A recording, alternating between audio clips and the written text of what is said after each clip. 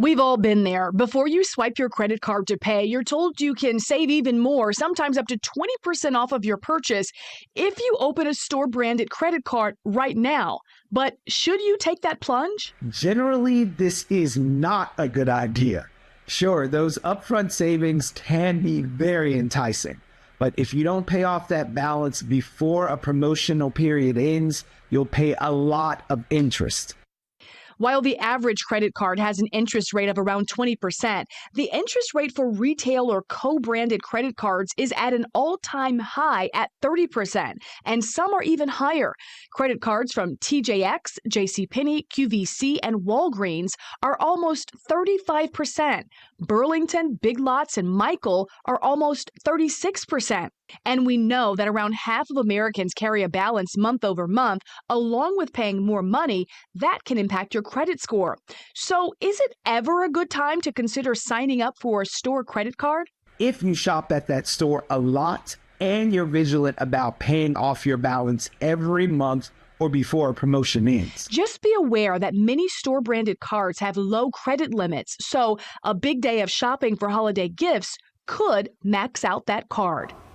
And another thing to consider is that store-branded credit cards are sometimes easier to get than conventional ones. If you're trying to build credit history, those can be a good option if you commit to having low or no balance. Well, as the U.S. Postal Service faces tough questions about its future on Capitol Hill, the agency says it's ready for the holiday rush. It's peak season, and the agency says new investments are helping pick up the pace. But lawmakers are looking past the holidays and raising concerns about how major reform efforts could impact service year-round. Senators say they are more concerned about delays impacting things aside from holiday gifts, like prescriptions, rent payments, and Social Security checks. Lawmakers fear wait times will only get longer as USPS proposes consolidating facilities. Another cost-saving plan calls for reducing collection trips far away from regional hubs, which is a major concern for rural areas.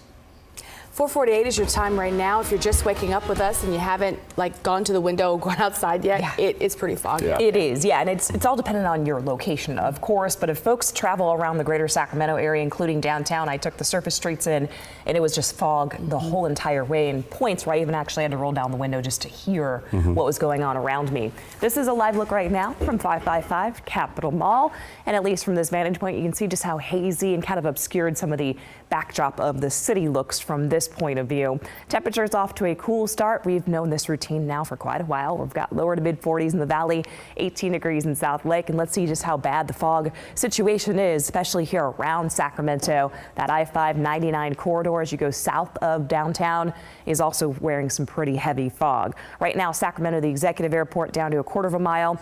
Sac International sitting at a quarter of a mile. And then as you travel along parts of 50 and Interstate 80 going eastbound, you'll probably see some heavy rounds of fog around East Sacramento and then expanding out towards Rancho Cordova, where right now there's just those isolated areas of heavy, dense fog. Nothing to worry about if you're going west of Sacramento out towards Davis, across the causeway, and even into Fairfield.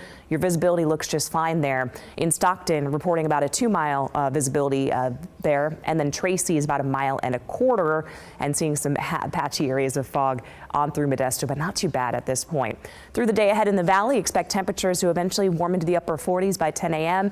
You're also going to feel a bit more of a north breeze start to pick up at that point. Highs today will push towards the low 60s, so even though we're seeing some dense fog early on, most of us beyond 10 a.m. will start to see some brighter skies and a nice mild late fall day coming our way.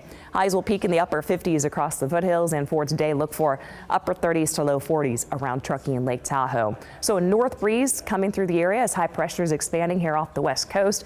A low is digging there across much of the Rockies. That puts us in that position for that north breeze to develop, and the strongest winds are expected along the western side of the Sacramento Valley.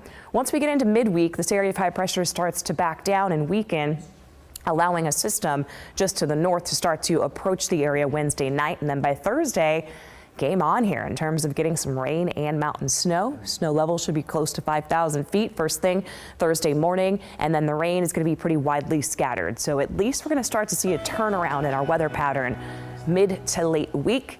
Early in the week, though, I think the biggest concern will be, again, the dense fog this morning, that afternoon breeze coming our way, and then by Tuesday, just a few clouds.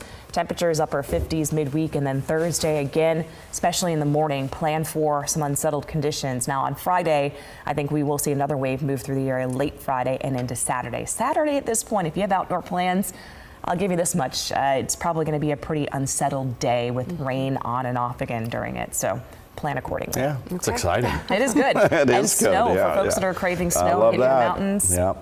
We know we need it. All right, thank you, Tam. Yeah. It is 4:51 and the most wonderful movies to go with the most wonderful time of year. How you can watch some holiday classics and relive some movie magic. I missed you.